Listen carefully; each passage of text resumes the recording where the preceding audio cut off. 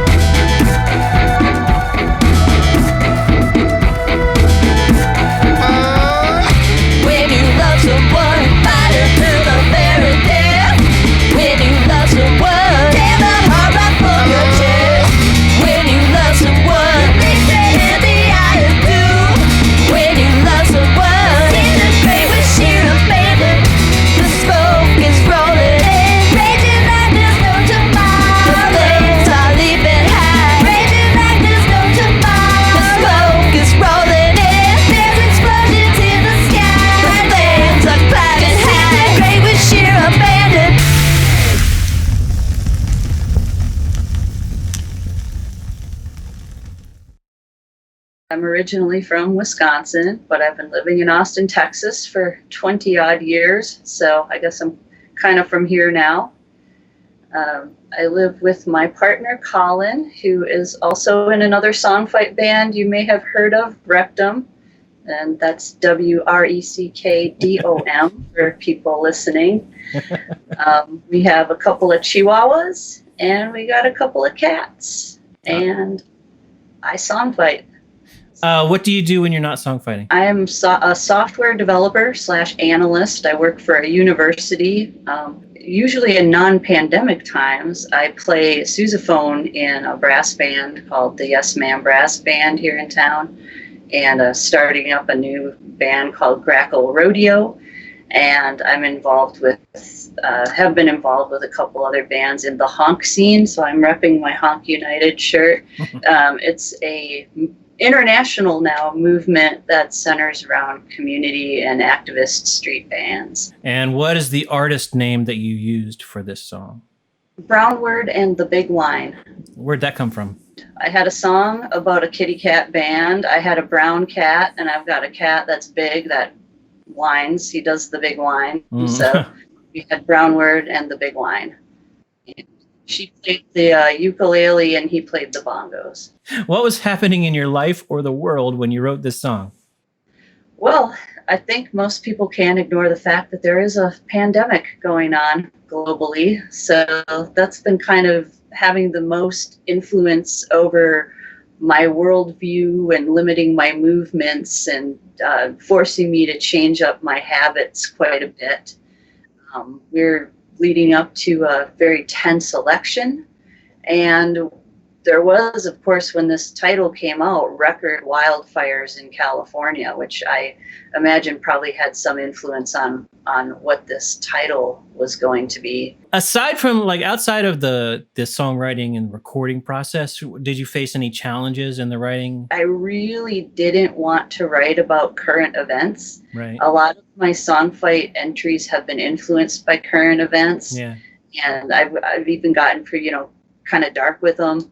And I thought, this time I really don't want to go right for the most obvious thing. I want to try to go in a different direction completely. Mm-hmm. Where does this song fit into your body of work? This one has really grown on me. I actually had time to work on this song. So I was able to put like 5 days into it. Oh, wow. Usually I'm getting right down to the wire and I got a couple of days, and sometimes I have one day and I just go girl and guitar with the song. But this one, I had a chance to sit down with it and really, dig into it. So I'm, real happy with the way it turned out. And it's one, like, I enjoy the song. So for me, it's got to be up there with some of my favorites that I've done.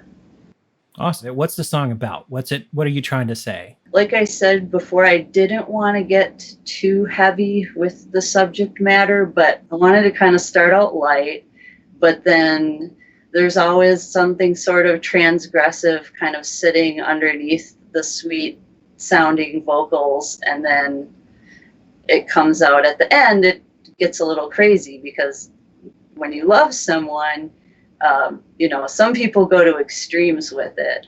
Not me. I wouldn't, fight to the death. I don't know. Maybe I would. Who could you be? It's like somebody that's just like, they're going crazy. They're like, I'm going to just disintegrate with sheer abandon. So let's go into the writing process a little bit. Who was involved and what were their roles? Was it just you? It was just me. Just you. Yeah.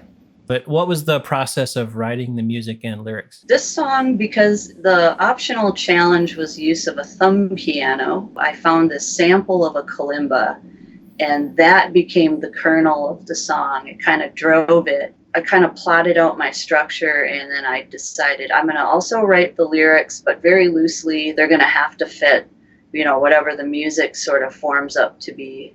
Usually what I'll do is I had the kalimba, and then I'll lay down some percussion. I don't play drums, so I used some percussion samples, and I laid those out, and then I brought in the rest of the instruments and sort of filled it in from there. Yeah, how about the lyrics? I'll use themes where, like, you might notice the first verse and the second verse is sort of loosely modeled off the first verse, and then in the end part, the lyrics are kind of, there's a theme. It just keeps repeating. When you love someone, and like a call and response. Mm-hmm. And then later I come and I kind of chisel things around and shape the parsing of the lyrics and stuff like that to better fit the music. Yeah. Do you have any kind of notepads that you keep lines in or anything like that? Yeah, I use actually Notepad++.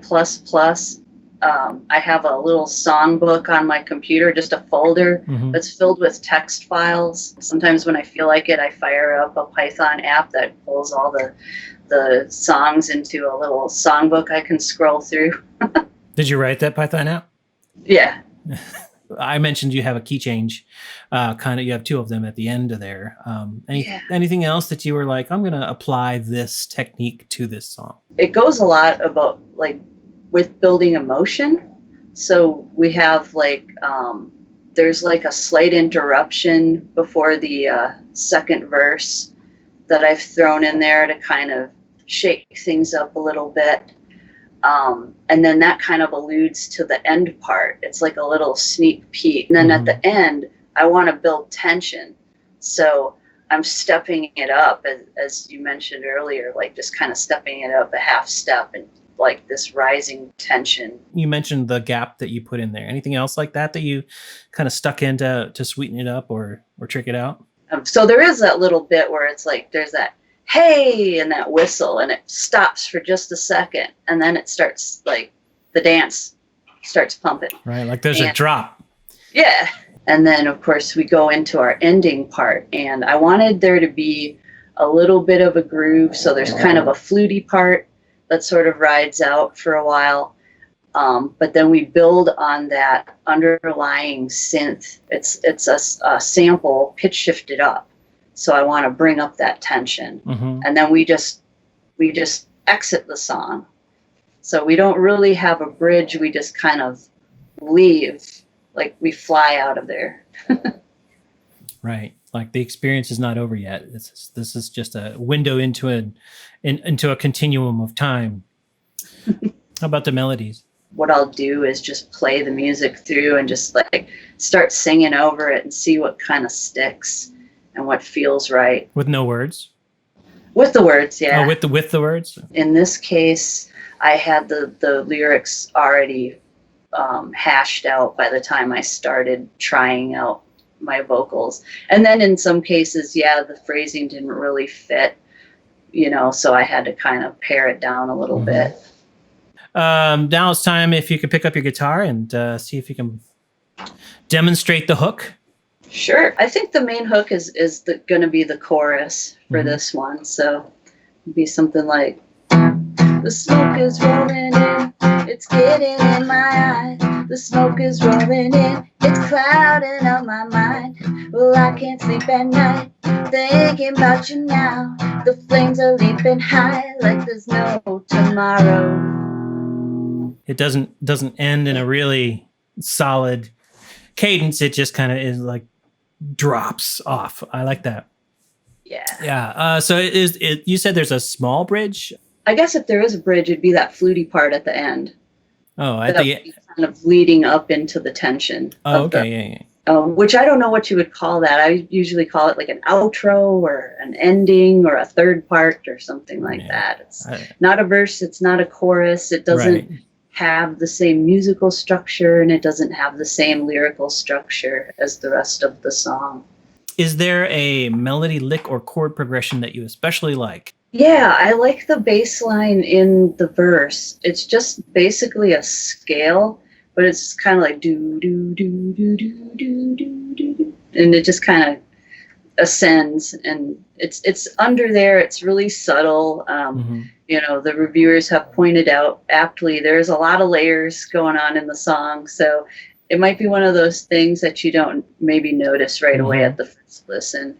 But yeah, it is. It's a busy song, but I'll listen for that next time I listen to it for sure. Yeah. Is there a line from the lyrics that you're especially fond of? Well, my body is a landmine is an interesting phrase for me.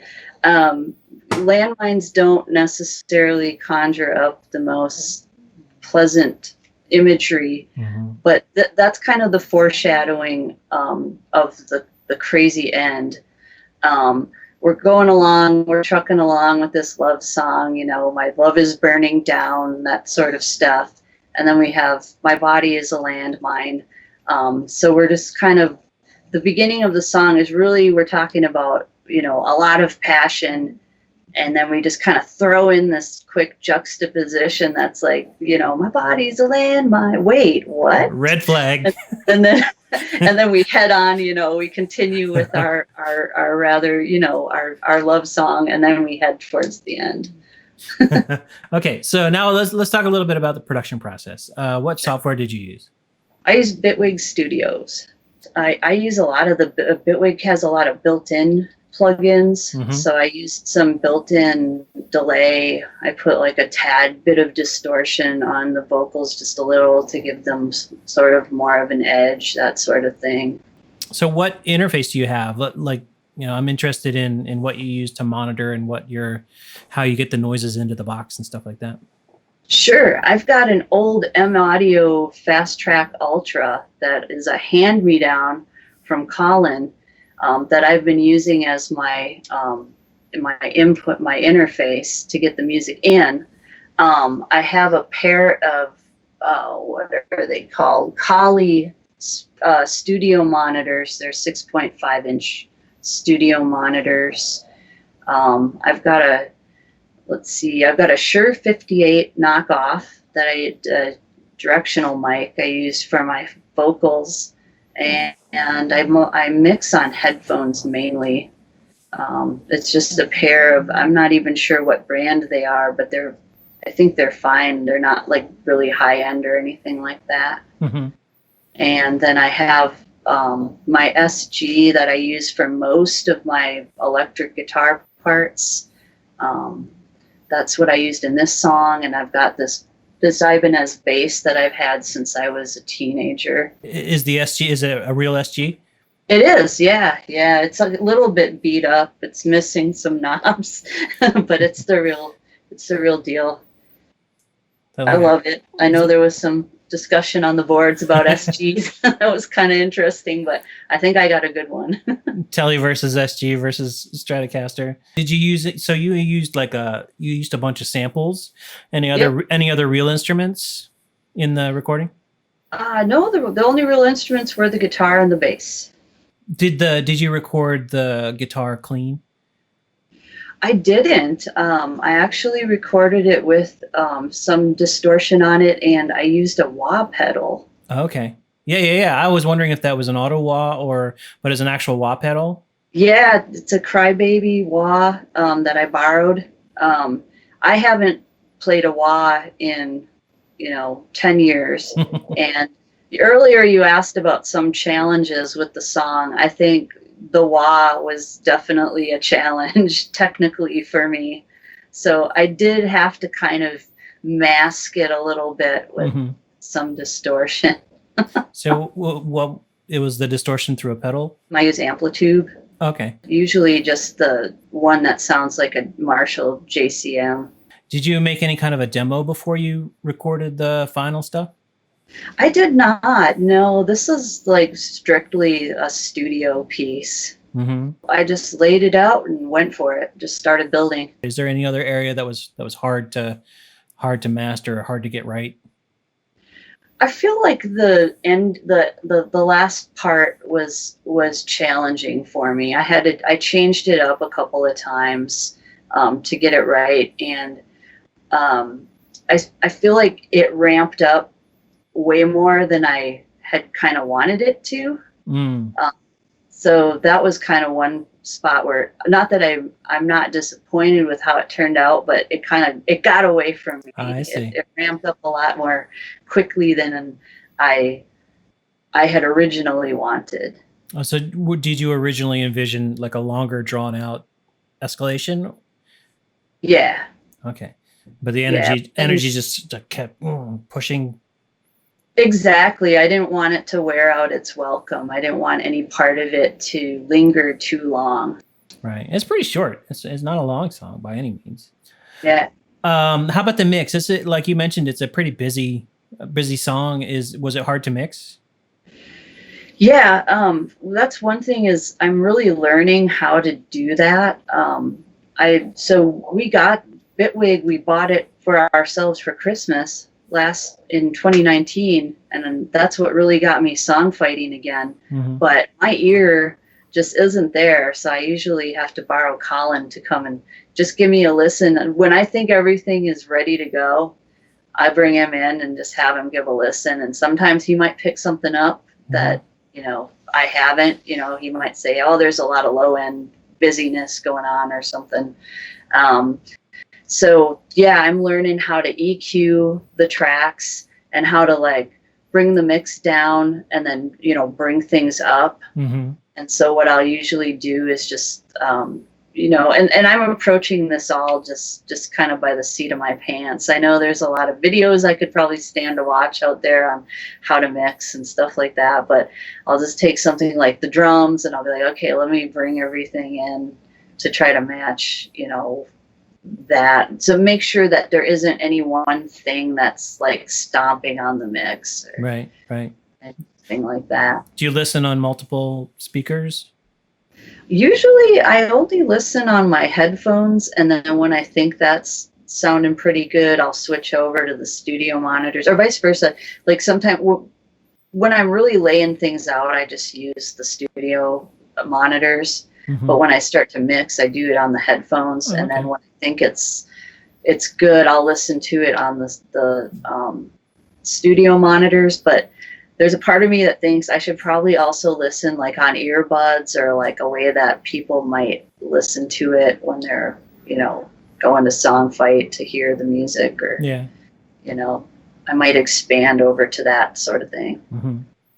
Yeah. On YouTube, it's a little bit of a rabbit hole with the audio advice and tutorials. So, and I think it's admirable that you've avoided that until now, and can make a production that sounds like your smoke is rolling in, because it's really cool sounding. I mean, like back in the day with like, if you think of Iggy and the Stooges, Raw Power does not sound good, but it's a classic, right? So there's all sorts of sonic interest that is not necessarily Dua Lipa or, Billie Eilish style perfection. Right. So, I mean, I'd be happy if you just kept going the way you are and don't ever look at any YouTube tutorials, because I think you're doing fine. Is there anything that you feel you never got quite right, or that you just don't like about this particular track? It is a little short, but I still can't think of what I would have padded it out with. The way that it came out seems like that's the way it's supposed to be.